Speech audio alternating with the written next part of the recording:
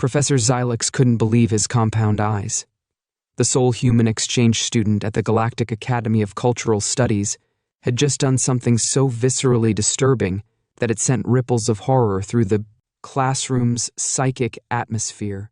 Even without empathic receptors, the human, Sam Carter, would have noticed the sudden silence, the collective gasp that seemed to suck all the oxygen from the room, and the way 37 pairs of alien eyes fixed on them in unified shock.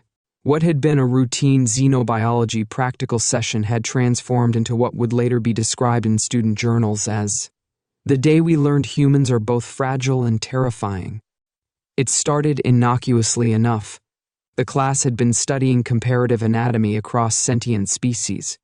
With today's focus on joint mechanics and mobility, each student was demonstrating the unique articulations of their species, the fluid, multidirectional bending of the Elorian's tentacle-like limbs, the precise, mechanically efficient movements of the Taraxian's exoskeletal appendages, the beautiful spiral unfurling of the Helixi students' prehensile fronds.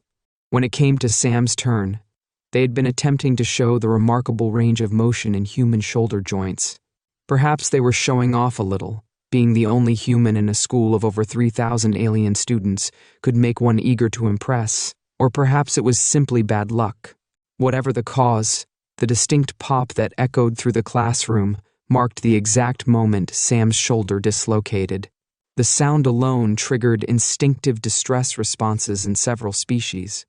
The Vril students' protective membranes automatically deployed, enveloping them in translucent cocoons. 2 Meridian classmates immediately released defensive pheromones, creating a faint purple haze in their vicinity that smelled vaguely of burnt cinnamon and caused temporary sensory disorientation in those nearby. But it was what happened next that truly horrified the assembled xenobiology students. Sam Carter, face contorted in what was clearly pain, assessed their now awkwardly angled arm with an expression that shifted from surprise to determination. Then, without seeking medical assistance or even pausing to explain, Sam gripped their wrist with their other hand, took a deep breath, and with methodical precision, rotated and pushed the joint back into its socket with another sickening pop. "Sorry about that," Sam said casually, rolling their shoulder experimentally. "Happens sometimes. Old sports injury. Where were we?" The silence that followed was absolute. Even the building's automated ventilation system seemed to pause in shock. Professor Xylix's primary mouth opened and closed several times before any sound emerged.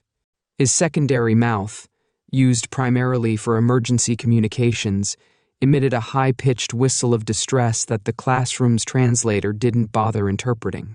You just unmanually reassembled yourself," stammered Clix, a silicon-based student whose crystalline form vibrated in agitation, refracting light in erratic patterns across the ceiling.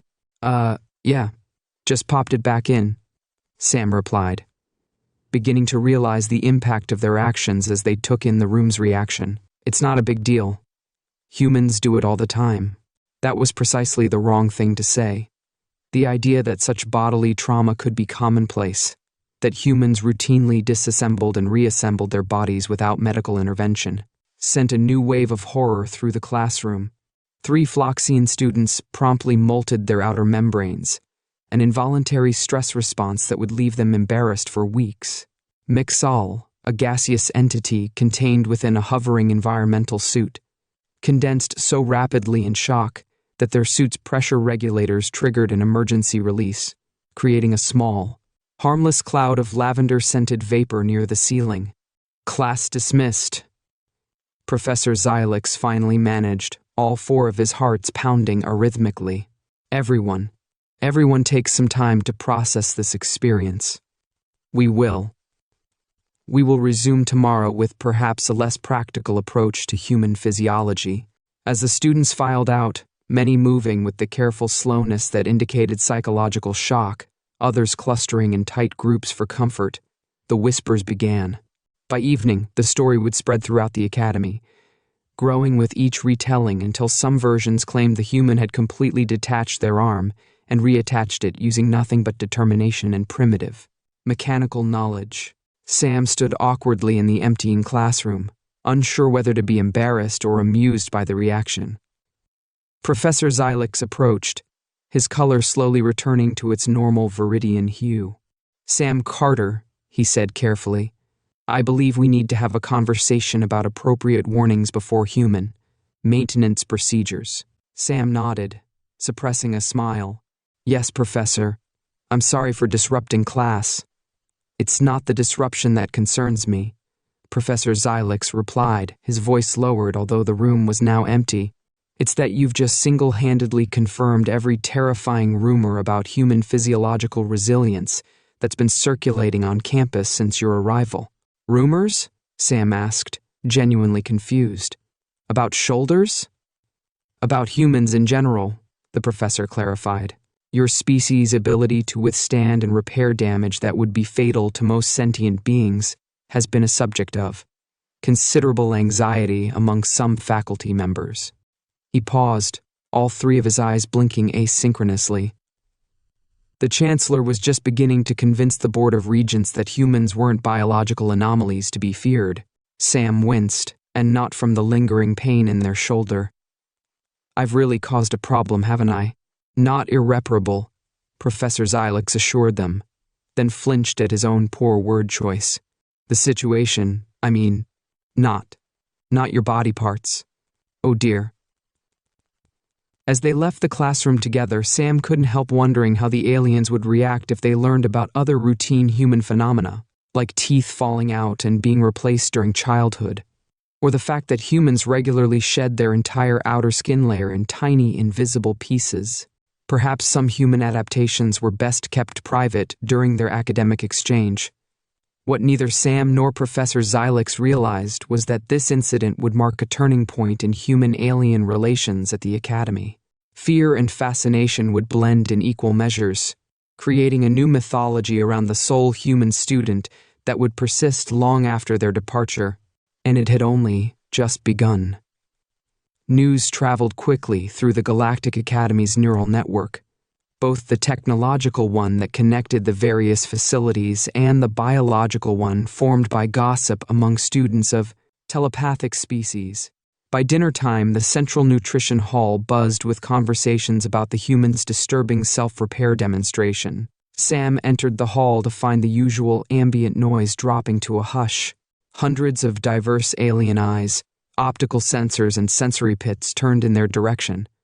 Sam considered turning around and ordering meal delivery to their quarters, but decided that would only make the situation worse.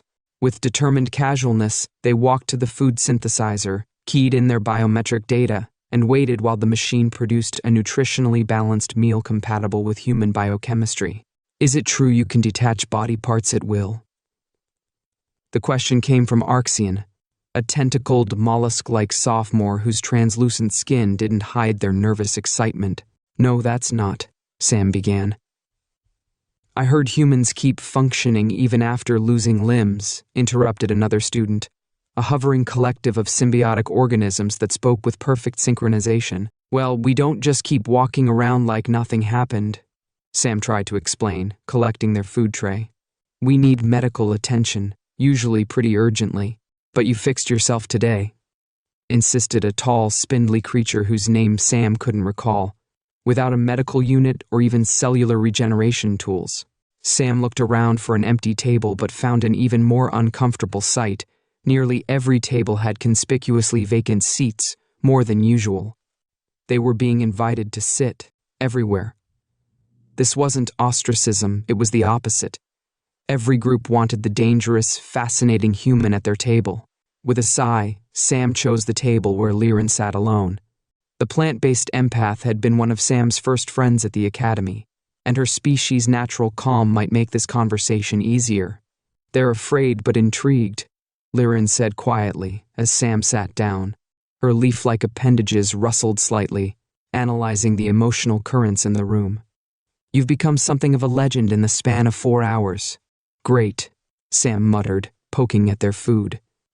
The synthesizer had produced something approximating pasta with marinara sauce, though the pasta had an unsettling blue tint.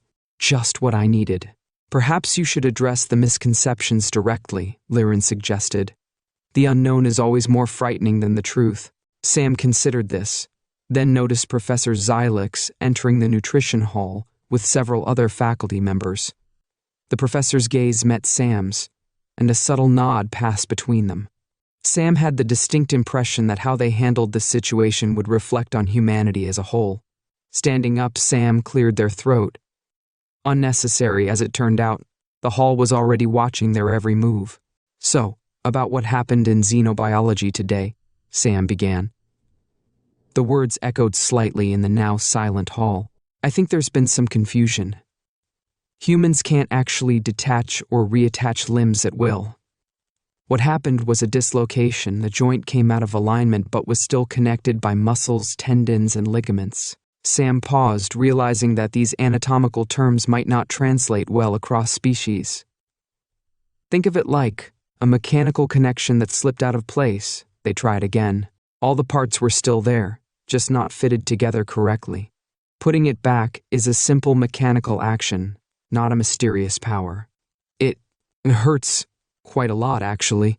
But you did not seek medical attention, observed a faculty member, Dr. H.X. Lith, the comparative psychology professor whose species communicated through polarized light patterns that rippled across their gelatinous dome. That's true, Sam acknowledged. Humans sometimes learn to handle minor injuries ourselves. It's not special or magical, just practical knowledge passed down. Like how some of you might know how to regulate your own biological functions. This comparison seemed to resonate. Several students nodded, their various appendages moving in species-specific gestures of understanding.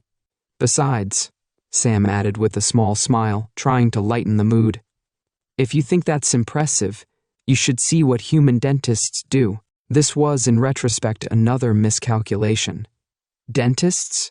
Asked a crystalline entity whose translation device rendered their voice with a bell-like quality. Before Sam could backtrack, Professor Xylix stepped forward. Perhaps that's a topic for another day, or better yet, for our properly contextualizing xenomedicine course next semester. His tone made it clear this line of conversation should end. Sam nodded gratefully and sat back down. The nutrition hall gradually returned to its normal volume as students resumed their discussions, though Sam remained the central topic at most tables.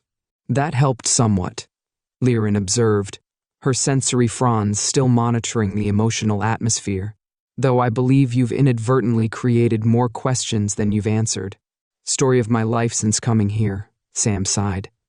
I never realized how strange humans would seem from an outside perspective. The Academy's xenoanthropology professor, a being composed of animated liquid mercury contained within a transparent humanoid-shaped field, glided over to their table. Fascinating cultural moment, Professor Alexia said, her mercury form rippling with excitement. Would you permit me to document this for my research? First contact misconceptions and their role in shaping interspecies perceptions. It could be a seminal work. Sam looked to Liren, who tilted her foliage in the equivalent of a shrug. I suppose, Sam agreed reluctantly, though I'd appreciate some help managing all this. Attention. Of course, Professor Alexia agreed, her mercury face forming a smile that was almost but not quite human-like in its execution. In fact, this presents an excellent educational opportunity. Would you consider giving a special lecture on human physiological adaptations?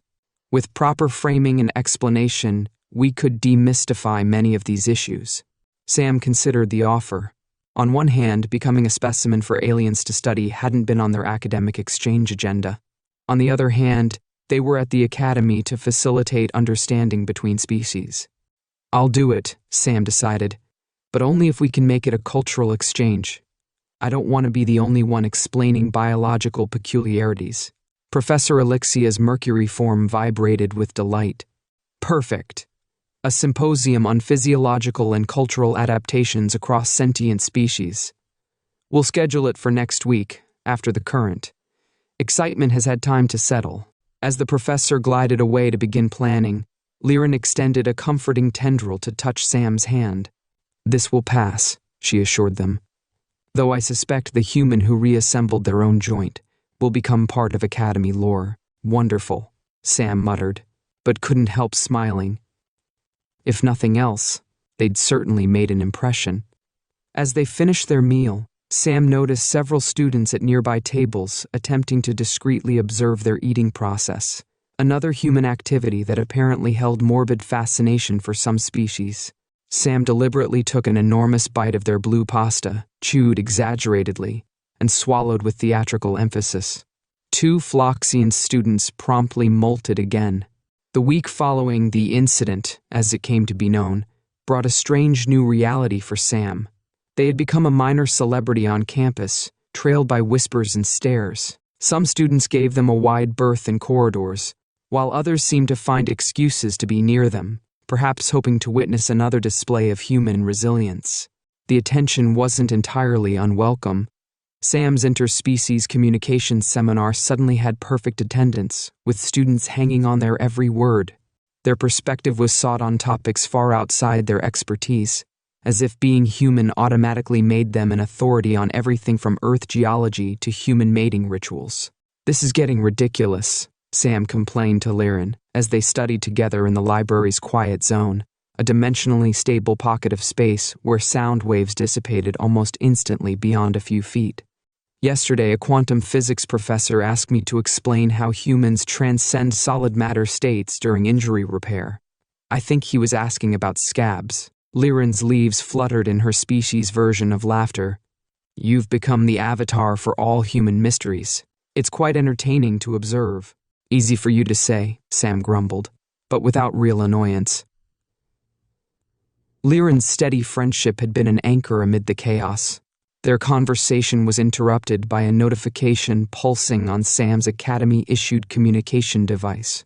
Professor Elixia had finalized the details for the symposium, now grandly titled Physiological Adaptations and Cultural Contexts, a Multi-Species Dialogue. It would be held in the Academy's largest lecture hall, with Sam scheduled as the primary speaker. "This is getting out of hand," Sam muttered, showing Liren the details. "They've allocated 3 hours. What am I supposed to talk about for 3 hours?" "Your remarkable ability to survive catastrophic structural damage?" Liren suggested unhelpfully. At Sam's glare, her photosynthetic cells brightened apologetically. "Perhaps focus on contextualizing human physical abilities within your evolutionary history. Many species here evolved in environments where self-repair of your type would be unnecessary or impossible." Sam nodded slowly, considering this approach. "That's actually not a bad idea. Humans aren't special, we just adapted to Earth's specific conditions and threats." Over the next few days, Sam prepared diligently, compiling information on human physiology, evolutionary pressures, and cultural contexts that would help explain not just the shoulder incident but human adaptations more broadly. Professor Xylix reviewed their presentation materials, occasionally suggesting modifications to prevent further misunderstandings. "Perhaps omit the details about human children losing and replacing teeth," he advised, all 3 of his eyes blinking rapidly in distress at the concept. "Some information may be too shocking without extensive preparation." When the day of the symposium arrived, Sam was surprised to find the lecture hall filled beyond capacity. Students sat in aisles, hovered near the ceiling, or linked into the presentation remotely. Faculty members from departments Sam had never interacted with sat in the front row, recording devices ready. Even the chancellor, a gaseous entity who rarely left the administrative complex, had manifested to observe the proceedings. Professor Elixia introduced Sam with evident excitement, her mercury form shimmering under the lecture hall's lights. "Today represents a historic opportunity for cross-species understanding," she announced. "While the Galactic Alliance has maintained diplomatic relations with Earth for nearly 30 cycles, this is the first comprehensive presentation on human physiological adaptations given by a human at our institution." Sam took the podium, heart racing. The sea of alien faces stared back with unblinking attention. "Thank you for coming," Sam began. "I'm both honored and a little overwhelmed by your interest.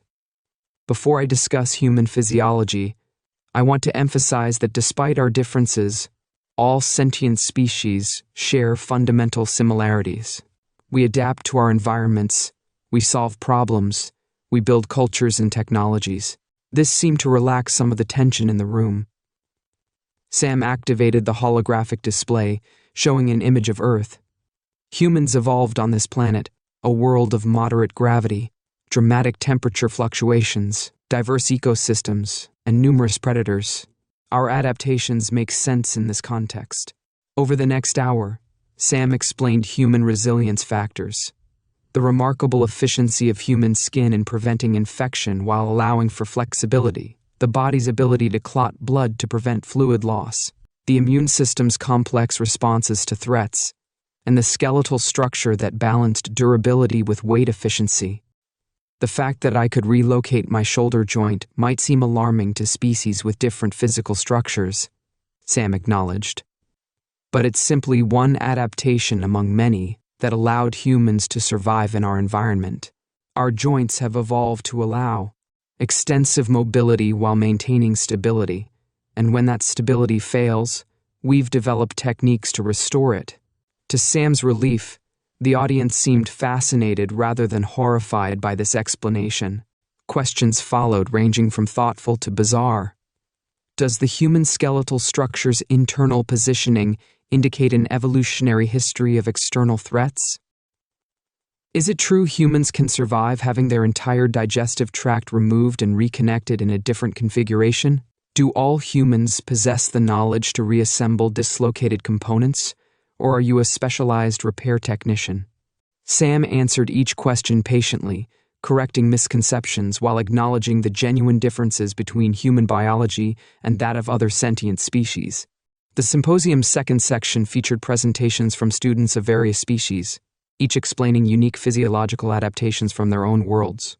Clicks, the silicon-based student, demonstrated how their crystalline form could shatter and reconstitute when exposed to specific resonant frequencies, a defense mechanism against predators on their volcanic homeworld. A Meridian student explained the complex pheromone language their species had developed in an environment where sound waves couldn't propagate. As each speaker shared their evolutionary stories, Sam noticed a subtle shift in the room's atmosphere.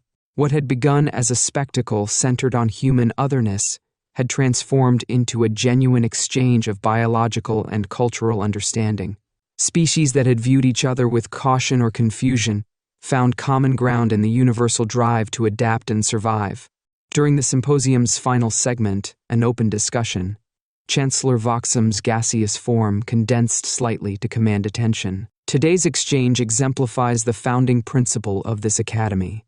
The Chancellor's translation device conveyed, knowledge transcends biological boundaries. While our forms differ dramatically, our pursuit of understanding unites us. Sam felt a wave of relief and unexpected pride. What had begun as an embarrassing incident had catalyzed something valuable. The symposium concluded with enthusiastic participation from all species present. As students and faculty dispersed, many approached Sam, no longer with fearful fascination, but with thoughtful questions and observations about comparative biology. Professor Xylix joined Sam as the hall emptied. "A remarkable recovery," he commented, his color shifting to a pleased turquoise. "You've transformed potential xenophobia into xenocuriosity. I just explained the context," Sam said modestly. "Context," Professor Xylix repeated, "is precisely what our students needed. Not just biological facts, but the evolutionary and cultural framework that makes those facts meaningful." As they left the lecture hall, Sam noticed several students attempting to explain their own species' unique adaptations to each other, comparing and contrasting with new appreciation for biological diversity. "Perhaps," Xylix observed, "you should dislocate your shoulder more often." Sam laughed. "I think once was educational enough, Professor." Neither of them realized that the symposium would become an annual tradition at the academy, long after Sam's exchange program ended. Each year, new students would gather to share and compare their unique adaptations, building bridges of understanding across the biological divides that separated and connected sentient species throughout the galaxy. But for now, Sam was simply relieved that their status had shifted from terrifying human anomaly to interesting biological case study, a significant improvement by any measure. 2 months after the incident, Sam barely noticed the occasional stares they still received in the academy's corridors. The sudden celebrity had gradually transformed into something more valuable: respect, not for their alienness, but for their willingness to bridge the gap between fundamentally different biological paradigms. The educational symposium had sparked something unexpected: a cultural exchange initiative that spread throughout the academy. Students from diverse species began sharing not just biological information but cultural contexts, artistic expressions, and philosophical frameworks unique to their worlds. During a particularly engaging interspecies philosophy seminar, the discussion turned to how different physiologies shaped perceptions of personal identity. "For my species," explained Rixil, a collective entity composed of thousands of tiny organisms functioning as a unified consciousness, "the concept of individual injury is meaningless. If some of our component selves are damaged, they're simply reabsorbed and replaced. Whereas for silicon-based lifeforms like myself," Clix added, their crystalline form refracting the room's light into prismatic patterns, "our physical structure is our permanent identity. We don't replace or repair. We simply incorporate damage into our evolving form." The professor, a temporally shifted being who existed simultaneously across several minutes of subjective time, nodded all 7 of their phase forms in agreement. "And how does the human perspective differ, Sam Carter?"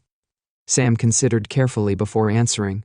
These philosophical discussions had become their favorite part of the exchange program, opportunities to examine human assumptions through alien lenses. "Humans occupy an interesting middle ground," Sam explained. "We identify strongly with our physical forms, yet we're constantly changing. Our cells regenerate, our bones remodel themselves, even our memories transform over time. We're neither as fluid as Rixil's people, nor as permanent as Clix's. We exist in a state of continuous controlled transformation that we still recognize as self." "Fascinating contradiction," the professor's main phase form commented, while their future phase forms nodded, already aware of what would be said. "Your shoulder injury demonstrated this paradox perfectly: significant structural disruption that you simply rearranged and continued functioning." Sam smiled, long past being embarrassed by the reference. "Exactly. Humans accept certain types of physical changes as normal while considering others catastrophic, often based on cultural, rather than purely biological factors." After class, Sam joined a diverse group of friends at the Academy's Arboretum, a massive biodome containing carefully maintained ecosystems from dozens of worlds. What had begun as a study group had evolved into a close-knit social circle that crossed species boundaries. Liren, whose plant-based physiology made the Arboretum particularly comfortable, extended her sensory fronds in greeting. Beside her floated Mixal, the gaseous entity, whose environmental suit now displayed a small human shoulder joint diagram, an inside joke among their friend group. "How goes the cultural exchange planning?" Clix asked, as Sam settled onto a bench, designed to accommodate multiple species' ergonomic needs. "Almost finalized," Sam replied with excitement.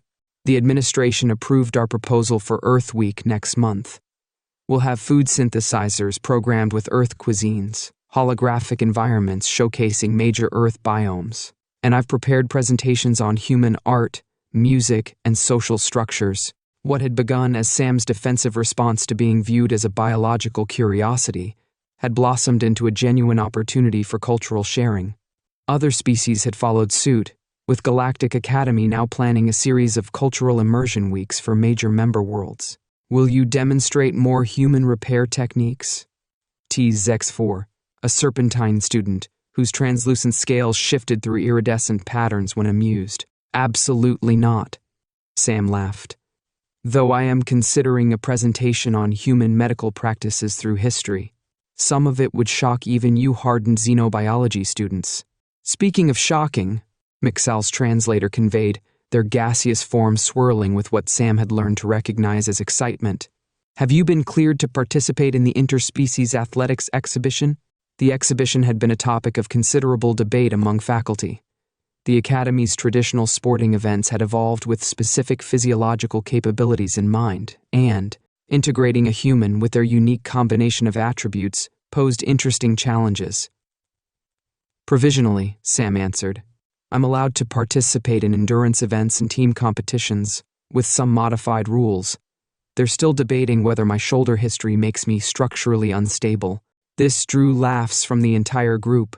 The shoulder incident had become something of a running joke among those who now understood the context. What had once inspired horror now generated the comfortable humor of friends acknowledging their differences. You should see the administration's debate about my participation, Rick Sale commented, their 1,000-component organisms briefly separating and reforming for emphasis. They can't decide if I'm one competitor or 1,000. As the friends continued their good-natured banter, Sam reflected on how dramatically their academy experience had changed. The painful and embarrassing shoulder dislocation had ultimately accelerated their integration into this community of diverse beings. Later that evening, as Sam returned to their quarters in the residential dome, they found Professor Xylix waiting outside their door, all three eyes blinking in what Sam now recognized as pleasant anticipation. "Sam Carter," the professor greeted them formally. "I've come with news from the Chancellor. Good news or bad news?" Sam asked cautiously. "Unprecedented news," Professor Xylix replied. "Your cultural exchange initiative has attracted attention beyond our academy. The Galactic Alliance Council for Educational Affairs has requested that you present at their annual symposium on the topic of physiological misconceptions and their impact on interspecies relations." Sam stared in disbelief. "The council? But that's the governing body for education across 17 sectors." "Indeed," Xylix confirmed, his color shifting to pleased violet. "Your unfortunate shoulder malfunction has ultimately led to one of the most productive discussions of cross-species understanding in recent memory. The council believes your perspective would be valuable on a broader stage." Sam leaned against the wall, momentarily overwhelmed. "All this because I popped my shoulder back in during class? All this," Professor Xylix corrected gently, "because of how you handled the aftermath. You transformed fear into understanding, otherness into connection. That, Sam Carter, is the essence of diplomacy, a skill as valuable as any scientific knowledge." As the professor departed, Sam entered their quarters and sat on the edge of their bed, staring out the viewport at the spectacular nebula that surrounded the Academy's asteroid base. Swirls of cosmic gas and newborn stars painted the darkness with colors no Earth sky had ever shown. Sam's communication device chimed with an incoming message from Earth, their parents, checking in as they did each week. Sam smiled, imagining trying to explain that their embarrassing injury had somehow launched them into the galactic academic spotlight. "Hi, Mom, Dad," they would say.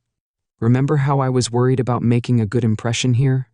Well, funny story. One standard galactic year after Sam Carter's infamous shoulder dislocation, the Galactic Academy of Cultural Studies held a formal ceremony to mark the conclusion of their exchange program.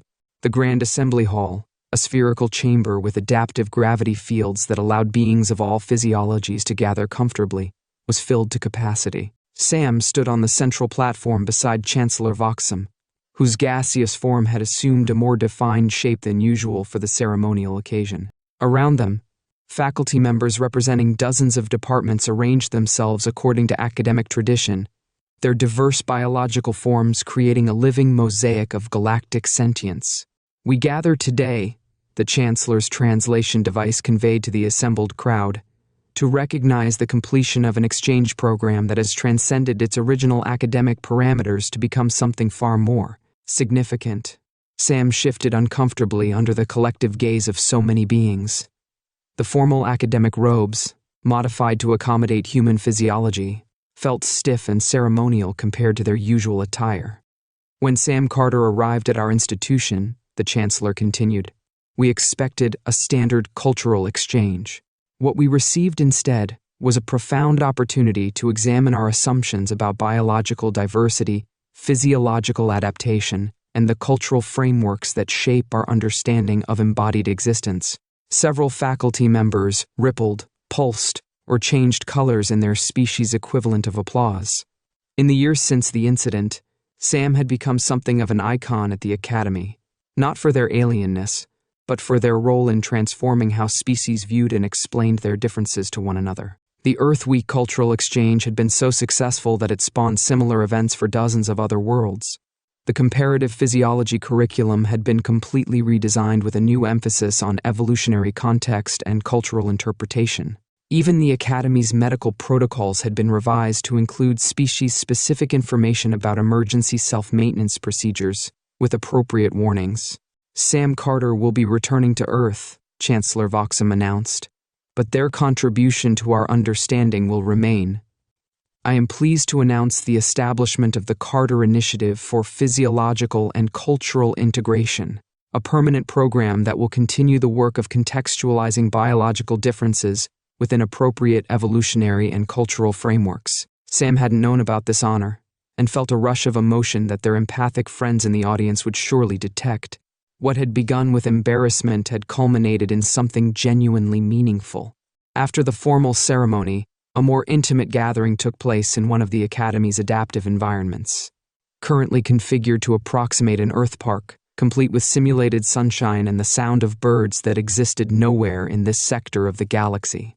Sam's friends had arranged this farewell celebration, and seeing them gathered in this simulation of home created a strange blend of nostalgia and appreciation. Liren had positioned herself near a patch of sunlight, her photosynthetic processes clearly enjoying the simulation. Clix's crystalline form refracted the artificial sunlight into rainbow patterns across the grass. Mixal hovered nearby, their environmental suit displaying scrolling messages of friendship in multiple languages.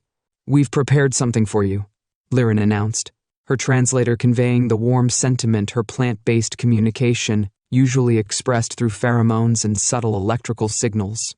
Rixil moved forward, their component organisms briefly separating to retrieve a small object before reforming. In their outstretched appendage lay what appeared to be a small crystalline sculpture, a perfect miniature representation of a human shoulder joint, rendered with anatomical precision in iridescent materials from a dozen worlds. "A commemorative joint," Zexferv explained, their scales rippling with amusement. "So you never forget how you connected us all." Sam laughed and accepted the gift carefully. "As if I could forget. This will have a place of honor in my home on Earth." "Speaking of Earth," Clix said, their crystalline form vibrating in what Sam had learned was thoughtful concern. "How will you explain all this when you return? Will your fellow humans understand the significance of what happened here?" It was a profound question. How would Sam explain to humans on Earth that a dislocated shoulder had become a catalyst for galactic understanding? That the simple act of popping a joint back into place had led to philosophical discussions, curriculum changes, and a named initiative at one of the galaxy's most prestigious academic institutions? "I'm not sure," Sam admitted, "but I'm going to try. The Galactic Alliance has approved my proposal to establish a reciprocal exchange, bringing students from your worlds to study on Earth. It won't be easy explaining why some of you molt when stressed or need methane atmosphere supplements, but I think humans are ready to learn the same lessons I did here." Professor Xylix, who had joined the gathering unobtrusively, stepped forward now. His color had shifted to the deep blue that Sam had come to recognize as his expression of profound academic satisfaction. "When you first arrived," the professor said, "I worried that hosting a human exchange student might prove too challenging for our institution. Your physiological differences, your unique psychological patterns, your bizarre tendency to constantly produce moisture from various body surfaces, it all seemed so potentially disruptive." Sam smiled, remembering the early days when their tears of homesickness had caused a minor panic among species that had never encountered emotional fluid secretion. "And then," Professor Xylix continued, "you dislocated your shoulder in my class, and for a brief moment I believed my worst fears were confirmed. But what followed demonstrated the very principle this academy was founded upon, that understanding transcends difference, that context creates connection, that knowledge transforms fear into fascination." "You're giving me too much credit," Sam protested gently. "I just explained how shoulders work." "No," Liren interjected, her sensory fronds extended to fully absorb Sam's emotional state. "You did something far more significant. You showed us all that what seems alien and horrifying in isolation becomes comprehensible and even unremarkable when properly contextualized. There is no better lesson for beings from different worlds trying to coexist." As the celebration continued, Sam moved among friends from species whose names humans had only recently learned to pronounce. Each interaction, each farewell, reinforced how profoundly their understanding of normal had expanded. Physical forms that once seemed bizarrely alien now registered as familiar variations of sentient life, each beautifully adapted to their own evolutionary pressures. When the time came for final goodbyes, Sam found themselves struggling to maintain composure. Each species expressed farewell in their own unique way. Liren offered a small cutting of herself that would grow into a plant on Earth. Clix presented a crystalline fragment that would resonate with its parent form across interstellar distances. Mixal infused a specially designed container with a trace essence of their gaseous being that would produce a familiar lavender scent when opened. "You have all changed me," Sam said, looking around at the gathered beings. "I came here to learn about different species, but I'm leaving with a new understanding of what it means to be human." Professor Xylix approached last, extending all 4 of his primary appendages in the formal academic farewell of his species. "The universe is vast and filled with life forms whose differences often seem insurmountable," he said. "But you have shown us that understanding begins with accepting that what seems strange to us is simply another path that evolution has taken." Your dislocated shoulder opened a door that no diplomatic initiative could have unlocked. Sam clasped the professor's appendages briefly, then stepped back toward the transport pad that would take them to the interstellar vessel waiting in orbit. The Academy would continue its work, now permanently changed by one human's brief presence and one awkwardly relocated joint. "I'll be back," Sam promised. "And I'll bring more humans next time." "We'll be ready," Chancellor Voxham assured them, his gaseous form swirling in what Sam had learned to recognize as anticipation. "Though perhaps we should stock the medical bay with additional joint stabilization equipment." Laughter rippled through the gathering.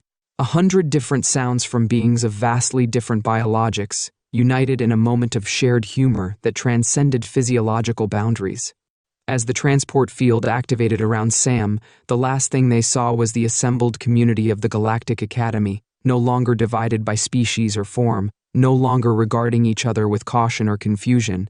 The horror that had once filled the xenobiology classroom had transformed, over time, into understanding, then acceptance, and finally, appreciation. Sam Carter returned to Earth carrying not just academic knowledge, but a profound truth about the nature of difference and understanding. Their story, which became known informally throughout the Galactic Alliance as the Shoulder Incident, would be taught to future generations of interspecies diplomats as the perfect example of how misunderstanding can become a foundation for connection. And somewhere in the vastness of space, in a prestigious academy built on an asteroid orbiting a binary star system, a special lecture was added to the permanent curriculum. It was simply titled, "Human Resilience, Contextualizing Physiological Differences in Galactic Perspective." The lecture always began with the same words. When a human exchange student named Sam Carter demonstrated emergency joint realignment in a xenobiology class, 37 students experienced collective horror. By the time that student departed our academy 1 year later, those same students had learned that what initially horrifies us often contains the seed of our greatest understanding.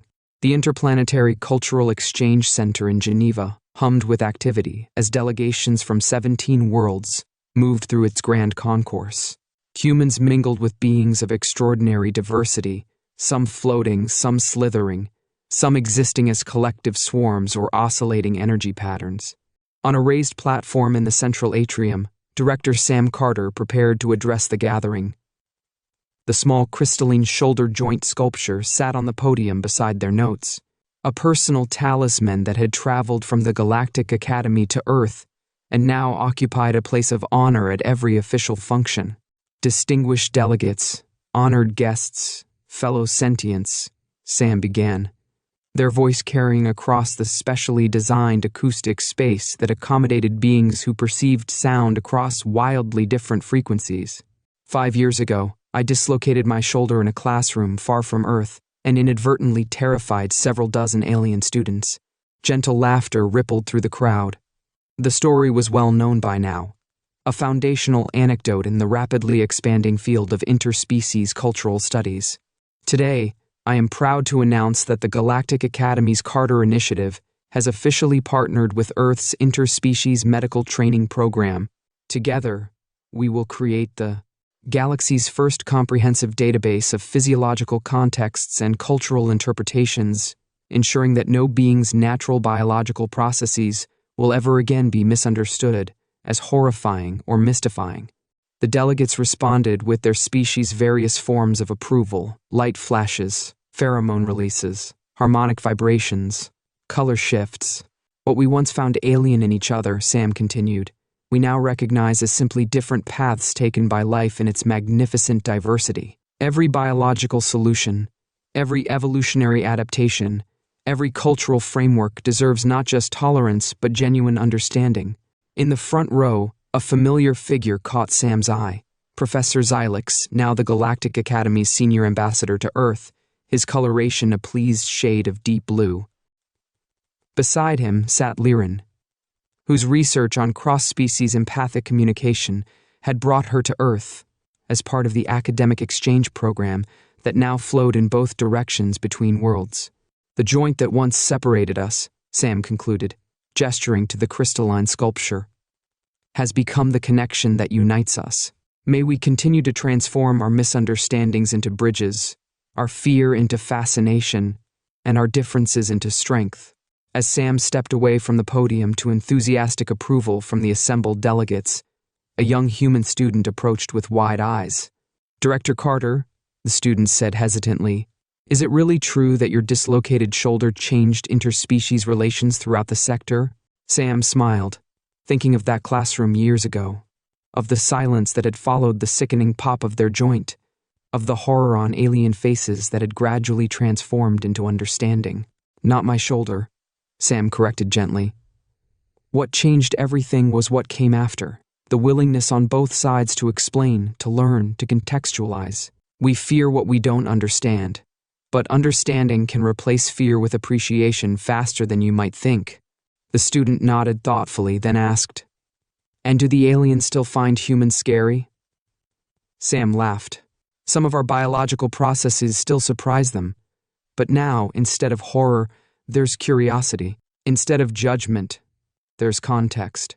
They paused, then added with a smile, though I still recommend warning anyone from flocks before you pop your knuckles in their presence. They molt when startled, and it's quite embarrassing for them. Throughout the Interplanetary Exchange Center, humans and aliens continued their work of building understanding across the biological divides that both separated and connected them. Each miscommunication, each moment of surprise at another species' capabilities or limitations, became not an obstacle, but an opportunity, a chance to expand the boundaries of comprehension. And it had all begun with a dislocated shoulder and the slow, rewarding process of transforming horror into understanding.